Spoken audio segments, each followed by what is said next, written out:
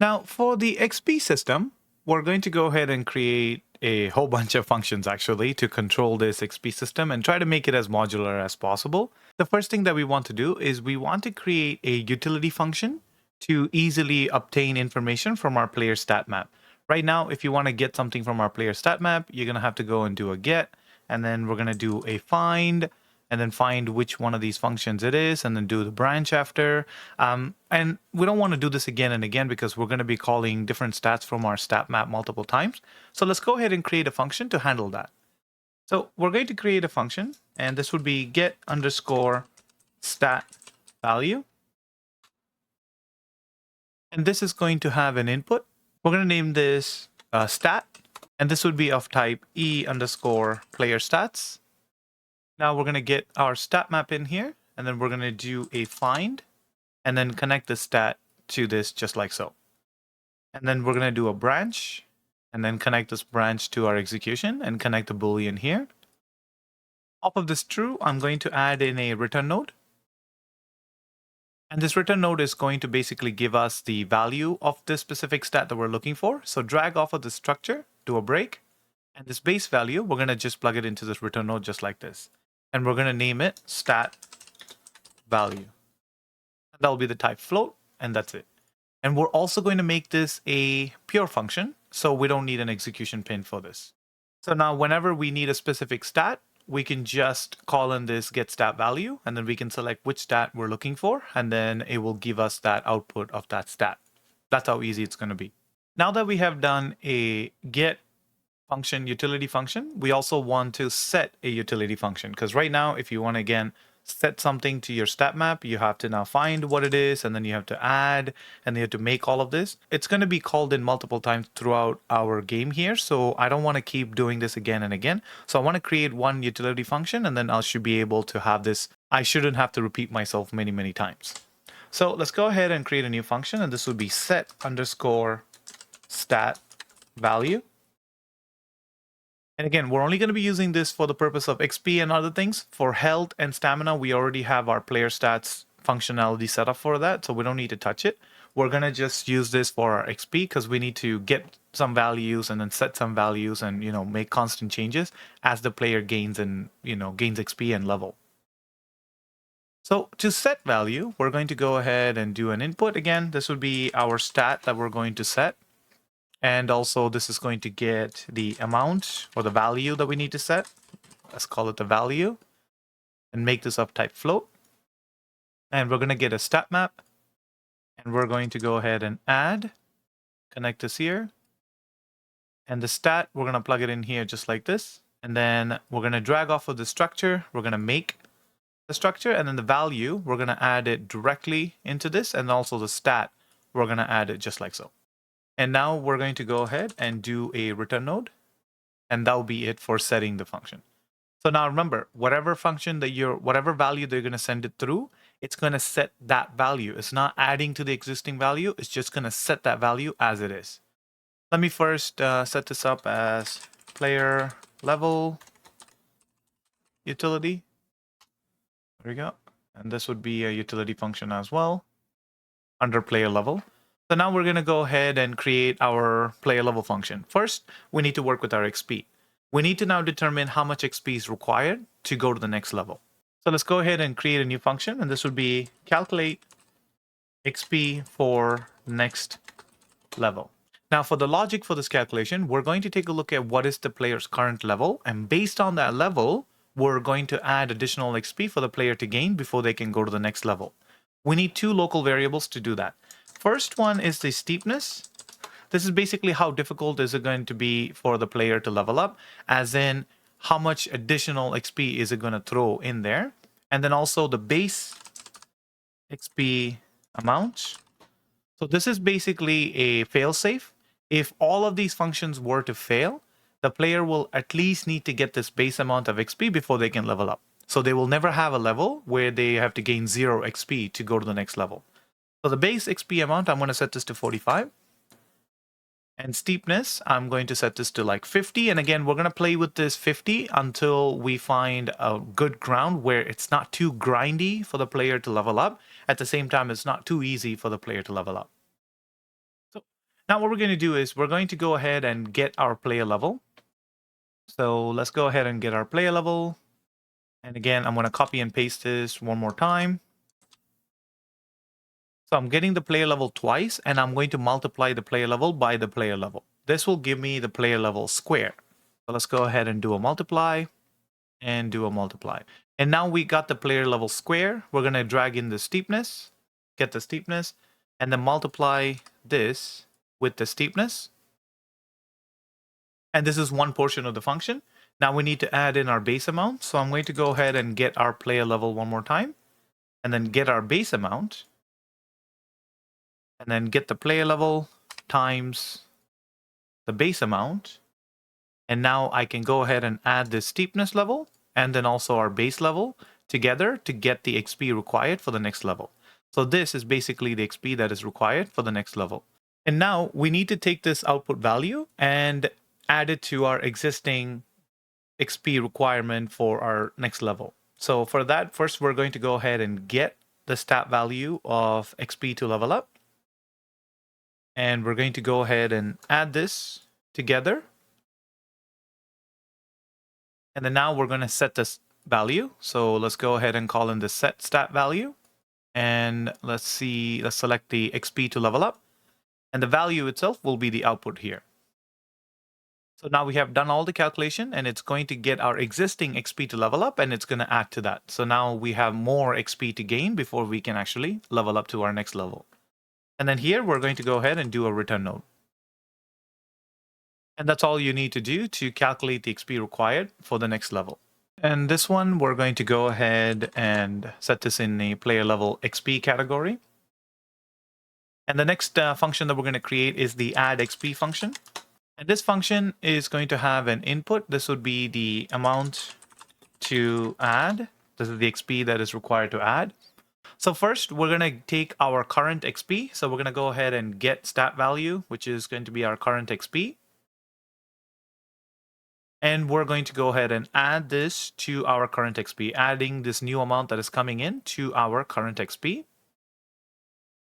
Once we do so, we want to now set this as our new current XP. So we're going to go ahead and set the stat value, plug this in here, connect this output to this value, and then set the stat to current XP.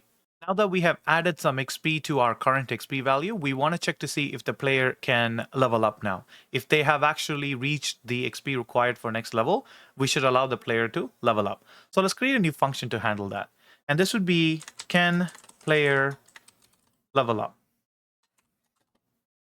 And this function is going to be pretty straightforward. We're going to get two values. First is the total XP gained. And next one is going to be our current XP. And we're going to add our total XP gained and also our current XP. And if the total amount of this is greater than or equal to, let's get our XP required for the next level up, then we're going to go ahead and allow the player to level up or not allow the player to level up based on what's the result. So the result, we don't need to do anything with the result. We just need to return the result. So let's go ahead and drag this Boolean and plug it in here. And this would be the level up check. So pretty straightforward. Go back to our add XP and then call in that function. Can the player level up? And we're going to do a Boolean here. And the Boolean is going to tell us either true or false. Now, the result of this, if it is true, that means the player can level up. So let's create a function to handle our player level up. We're going to call this function level up player. We're going to get our existing level. So get our stat map. And then we're going to go ahead and find our player level here. And once that player level is found, let's connect this execution pin here. Drag off of this structure and break it. So this will give us our current level. So our base stat is our current level. We're going to take our base value and add 1 to it because we're only going to be leveling up the player 1 level at a time. And then now drag in our stat map. And then we're going to go ahead and add our player level, right? Connect this to true. And drag off of the structure, and we're going to make the structure and connect this output to the base value and then set the stat to player level. And that's it. Now this will level the player up by 1. And then we're going to go ahead and return. And that's it for the player level up function. It's pretty straightforward. We're going to find what our existing level is, and then we're just going to add 1 to it, and then set it up as our new level. That's it. Now we can close this, and then in the add XP off of true, we can go ahead and plug this player level up. So this will now level up the player. And after this, we want to do some cleanup. So to basically clean up is we're going to get our total XP gained. We're also going to get our current XP. We're going to add them together. The total XP is more like a bucket that holds all of the XP that you have gained in your lifetime in the game. And we're just going to go ahead and set this as our new total XP gained value. And then after this, we're going to go ahead and set the current XP value to 0. So remember, this is the value that it's going to set. It's not adding to the existing value. This is going to be setting it. And then immediately after this, we want to now go ahead and calculate the XP required for the next level. And we're going to go ahead and do a return node. And that's it. And this can player level up can be added to the XP category here, add XP, and also the level up player. That's it. Just to walk you through, when we're adding XP, we're going to get our current XP amount that the player has gained so far. And we're going to add that new XP that the player just gained from killing a zombie or doing something in the game. And then set that as our new current XP value. And then when we gain XP, every time we gain XP, we want to check to see if the player is ready to level up. If the player is ready to level up, then we're going to go ahead and increase the player level up by 1. And then take our bucket of XP that the player has gained in their lifetime. And then add the current amount of XP that they had for that specific level. And then set that as our new total bucket or lifetime XP. And then reset the current XP to 0. So it starts from 0 all the way up to whatever the next level requirement is. Compile and save it.